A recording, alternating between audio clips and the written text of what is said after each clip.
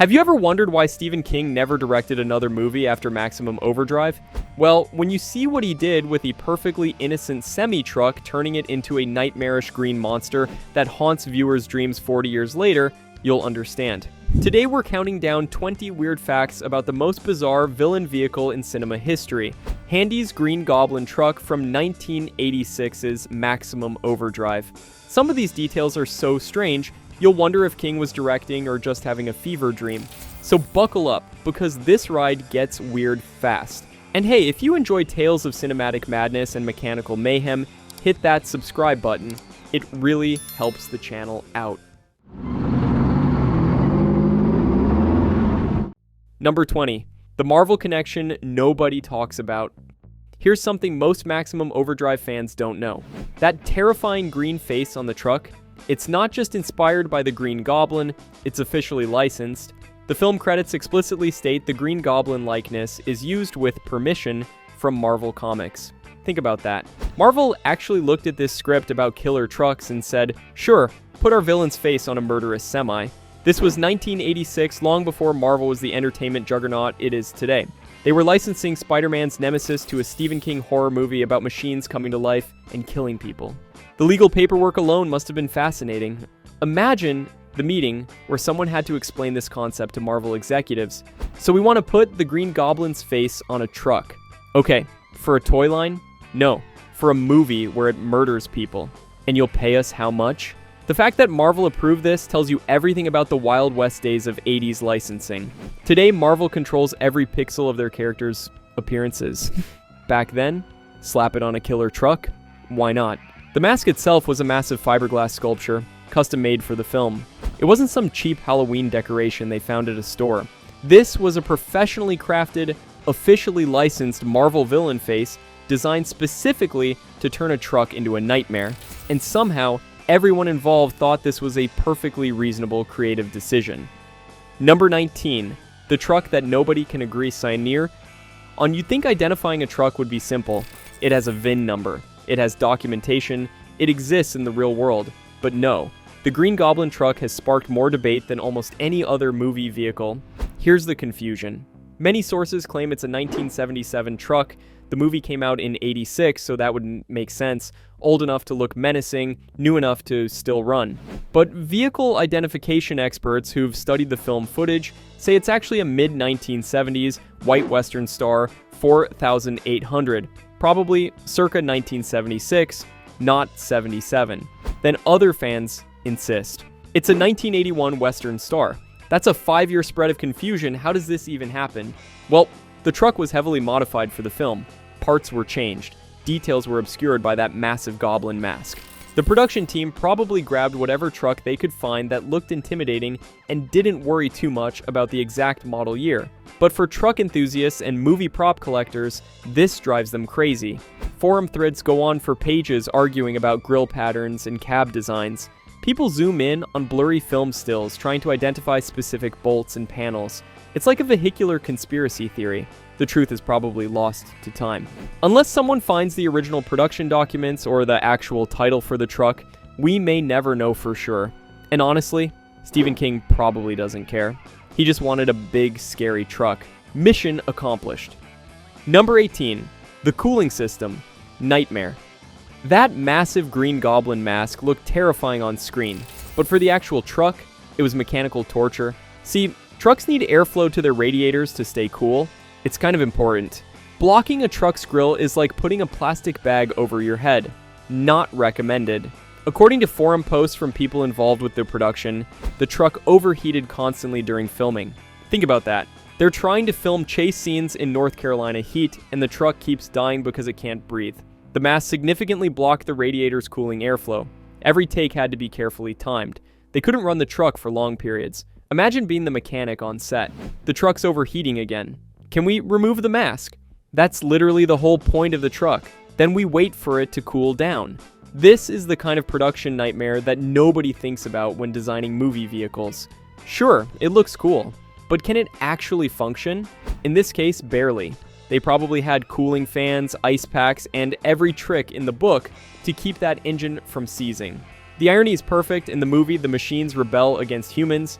In reality, the truck was rebelling against its own costume. It's like method acting for vehicles. The Green Goblin truck was literally dying for its art. Every scene where you see it rolling menacingly down the road, there's probably a temperature gauge redlining just off camera. Number 17, the Happy Toys company that never was. Look closely at the trailer the Green Goblin truck pulls, and you'll see something deeply unsettling. The fictional company name Happy Toys painted on the side, complete with a creepy clown face. This wasn't random. This was deliberate psychological warfare by the production designers. Think about the juxtaposition. A toy company truck with a demonic goblin face, hauling toys while murdering people. It's the corruption of innocence turned up to 11. Stephen King understood that the scariest things take something safe and familiar and twist it into something wrong. Ice cream trucks playing music while stalking children. Clowns with sharp teeth.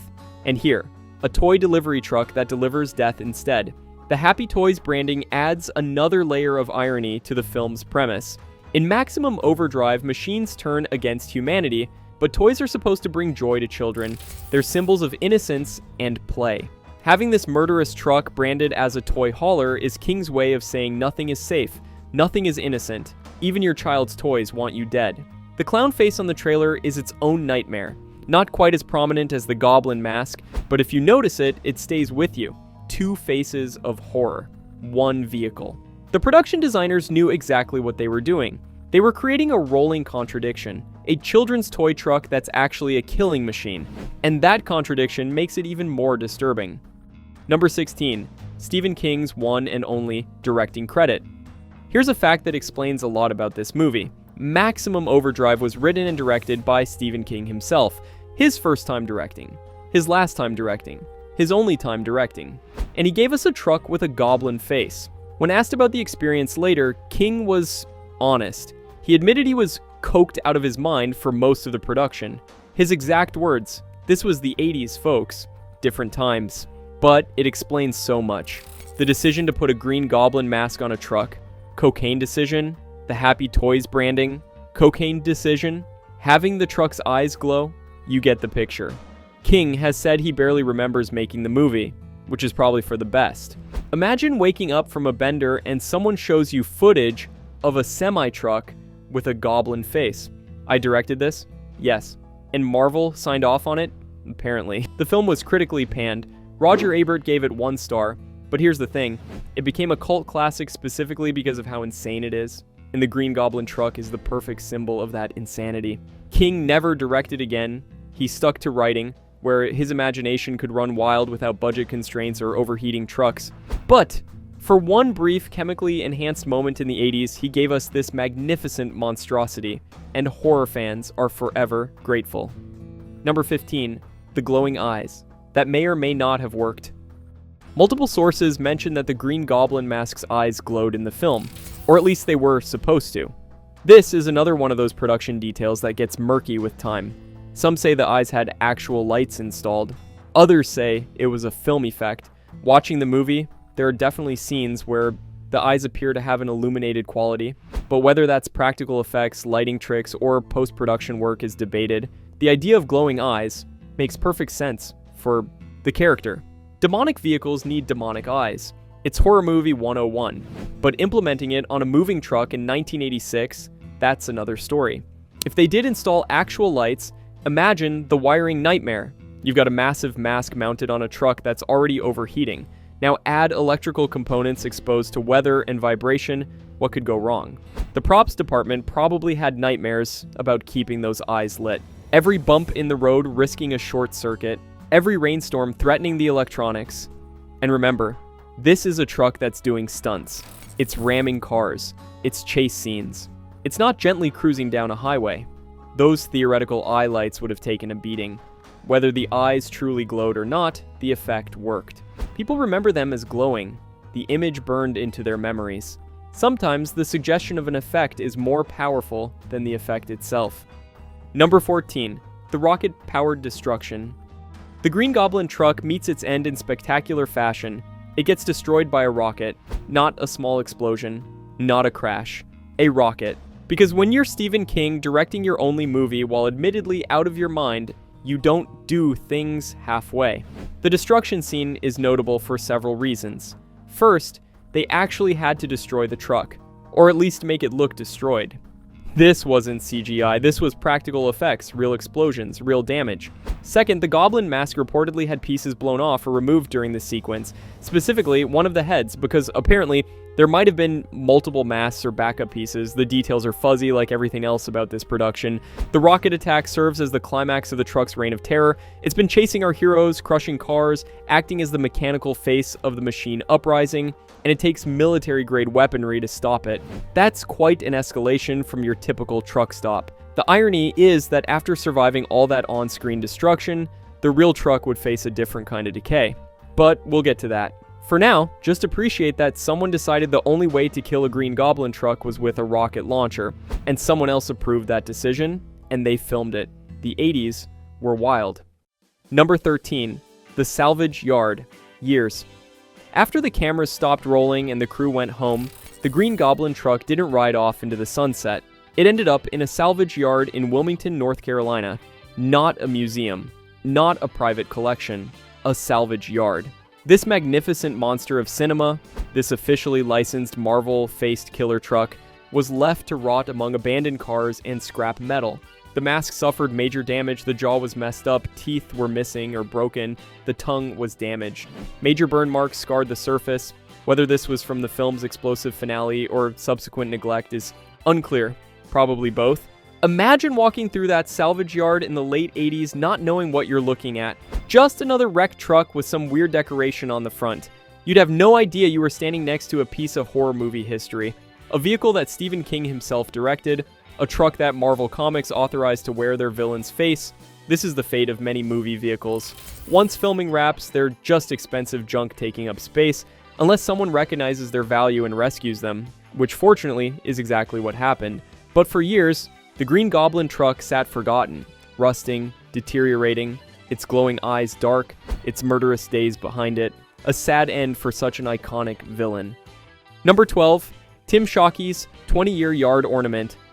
In 1987, a collector named Tim Shockey from Piketon, Ohio, did what any reasonable person would do. He bought a burned, damaged semi-truck with a giant goblin face and parked it in his yard. For 20 years. Not in a garage, not in a warehouse, in his yard. Think about being Tim's neighbor. Hey Tim, what's with the demon truck? Oh, that? It's from a Stephen King movie. Cool. How long are you keeping it? Couple decades, probably. For 20 years, this piece of cinema history sat in an Ohio yard, through winters and summers, snow and rain. While the rest of the world moved on, forgot about Maximum Overdrive, developed the internet, Tim Shockey had a Green Goblin truck in his yard. He didn't immediately restore it. He didn't tour it around conventions. He just had it. Like a really intense lawn ornament. A conversation starter from hell. Nice garden gnome. Thanks, check out my killer truck. Finally, in 2011, Shockey began restoration work, 24 years after buying it. That's patience. Or procrastination. Maybe both. But the important thing is he saved it. Without collectors like Shockey, these pieces of film history would be crushed into cube scrap metal. Instead, the Green Goblin truck survived. Damaged, weathered, but intact. Waiting for its second act. Number 11. The restoration controversy. When Tim Shockey finally began restoring the Green Goblin truck in 2011, you'd think horror fans would be thrilled. The iconic vehicle was being saved, preserved for future generations. Except, restoration is controversial. Here's the dilemma. Do you restore it to how it looked during filming, how it looked after filming, how it was supposed to look, or how you think it should look? Every choice changes history. The mask had damage from the film and from decades of decay. Do you fix all of it, some of it, leave it as is? If you repair the jaw, are you erasing part of its story? If you don't, are you letting it deteriorate further? These are the questions that keep preservationists up at night. Some fans wanted it restored to pristine, terrifying glory. Others wanted the battle scars preserved. It's like the debate over cleaning the Sistine Chapel. Except instead of Michelangelo, it's a cocaine-fueled Stephen King. And instead of religious imagery, it's a goblin-faced death machine. The restoration also raised questions about authenticity. If you replace damaged parts, is it still the original truck? Ship of Theseus paradox, but with more horror and diesel exhaust. Shockey had to make choices. Every restoration does. And no matter what you choose, someone will say you're destroying history. But the alternative was letting it rot completely. So he did what he thought best. and the Green Goblin truck lives on. Changed, perhaps, but still terrifying. Number 10. The cult following. That won't die. Maximum Overdrive was a critical failure, 1 star from Ebert. Razzie nominations. Stephen King himself called it a terrible film. And yet the Green Goblin truck has achieved immortality. It has forums dedicated to discussing it. Artists create fan art of it. Collectors build replicas. There's even an officially licensed 1/64th scale die-cast model. For a truck that appeared in a badly reviewed film 40 years ago, that's remarkable staying power. Why does it endure? Because it's completely insane. In an era of focus-grouped, committee-designed movie vehicles, the Green Goblin truck stands out as a moment of pure, unfiltered madness. No studio executive today would approve this. You want to put a licensed Marvel character's face on a truck? Yes. That murders people? Yes. In a Stephen King movie? He's directing it himself. Get out of my office. But in 1986, someone said yes. Multiple someones. And the result is so bizarre, so unprecedented that it transcends its terrible movie. It becomes art. Accidental art, maybe. Cocaine-influenced art, definitely. But art nonetheless. The truck appears at horror conventions. Fans take pilgrimages to see it. They share blurry photos like Bigfoot sightings. Look, there it is, the actual Green Goblin truck. It's achieved what every movie prop dreams of. It's become bigger than its film, more famous than its context. A cultural artifact that exists beyond its original purpose. Number 9. The model confusion that drives fans. Crazy remember how nobody can agree on what year the truck is? It gets worse. The debate extends to every aspect of the vehicle's identity. Western Star or white. 4,800 or different model. 1976, 77, or 81. These aren't small discrepancies, these are fundamental questions about what the truck actually is. Internet forums have massive threads dedicated to this mystery. People post comparison photos. Look at the grille pattern here versus here. Check the cab window shape. The marker lights are clearly from this year. It's CSI Truck Edition. The confusion might be intentional, or at least beneficial.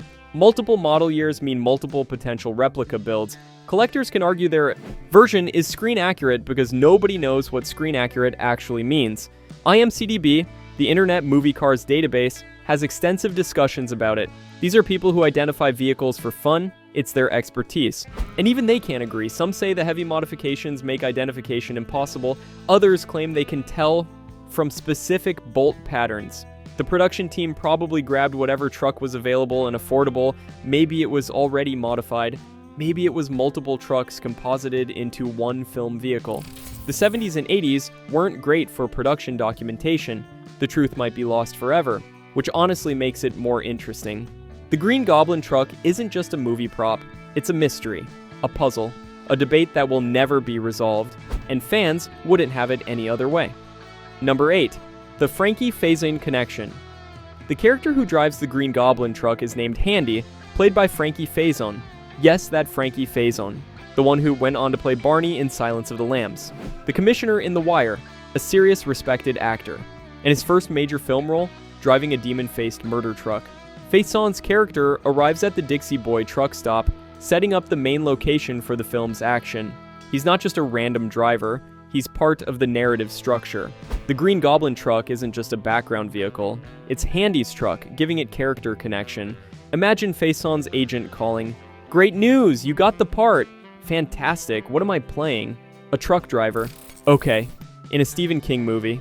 Better, directed by Stephen King himself. Interesting. Your truck has a giant goblin face that kills people. I'll take it. This was 1986. Faison was building his career. Every role mattered. And here he was, in a Stephen King film, even if King was admittedly not in the best directorial state. Decades later, Faison would become a recognizable character actor. But Maximum Overdrive fans know him as Handy, the man who drove the Green Goblin truck, the man who brought human connection to a mechanical monster. It's probably not the role he's most proud of, but it's definitely the one with the most interesting vehicle. Number 7, the overheating. That almost killed production. We mentioned the cooling problems earlier, but the full story is even worse. The truck didn't just overheat occasionally, it was a constant crisis that nearly shut down filming. North Carolina summers are brutal. Temperatures in the 90s, humidity like a wet blanket. Now, add a massive fiberglass mask blocking your radiator, and action scenes requiring multiple takes. The truck would overheat within minutes, not hours, minutes. They'd start a shot, and someone would yell about temperature warnings. Cut, wait, cool down, try again. Production schedules are tight. Every delay costs money. And here's this truck, the villain of the movie. Refusing to work, it's like hiring an actor who can only perform for 5 minutes at a time. The crew tried everything, extra cooling fans, ice baths for the radiator, shooting at night when it was cooler. Nothing fully solved the problem, they just worked around it. Some scenes were probably shortened because the truck couldn't run long enough. Others might have been cut entirely. We need the truck to chase them for 2 minutes. Best I can do is 30 seconds before it overheats. Then we'll make it work. This is the unglamorous reality of practical effects. It's not just building something that looks cool, it's making it function under brutal conditions. And the Green Goblin truck barely functioned. Every scene you see in the film represents a small victory over physics and thermodynamics. Number 6, the Happy Toyz clown. That nobody talks about. Everyone focuses on the Green Goblin mask, but the trailer's clown face is its own nightmare that deserves recognition. This wasn't just a logo. It was a fully painted, detailed clown face leering from the trailer's back doors. While the goblin attacked from the front, the clown watched from behind. The clown design was deliberately unsettling. Not quite right, the smile too wide, the eyes too knowing. It's the kind of clown that makes children cry and adults uncomfortable. Perfect for a horror movie, the genius is in the subtlety. The goblin mask is obvious, in your face, literally, but the clown is something you might miss on first viewing. Then you notice it, and suddenly the truck is even worse. 2 faces, 2 nightmares, 1 vehicle. The Happy Toyz branding with the clown creates cognitive dissonance. Toys should be fun, clowns should be happy. This is neither. It's King playing with expectations, corrupting innocent imagery. The same technique he'd perfect with Pennywise a few years later. But here, the clown is secondary. Background horror. A detail that adds depth to the nightmare. Not everyone notices it, but once you do, you can't unsee it. The production designers understood that horror works in layers. The obvious monster grabs attention, but the subtle wrongness creates lasting unease. The Green Goblin truck has both. Number 5, the Salvage Yard, Mystery Years. Between the film's release in 1986 and Tim Shockey buying the truck in 87, there's a gap. A mystery period where the truck's story gets fuzzy. How did it get from the film set to a Wilmington salvage yard? Who made that decision? Was it abandoned, sold, dumped? These questions matter to preservationists and fans trying to piece together the truck's history. Film productions often abandon vehicles after shooting. It's cheaper than storing or transporting them, but this wasn't just any vehicle, it had a massive custom mask. Licensed, Marvel imagery, you'd think someone would want to preserve it. Maybe they tried. Maybe storage deals fell through. Maybe Stephen King, in his altered state, forgot it existed. The salvage yard period represents the truck's lowest point, from starring in a major studio film to rusting among anonymous wrecks. It's almost poetic, the machine that rose up against humanity, defeated and discarded. During this time, anyone could have bought it, or it could have been crushed. The fact it survived is partly luck, partly the durability of semi-trucks, and partly the mask being too interesting to scrap. Salvage yard workers must have wondered about it.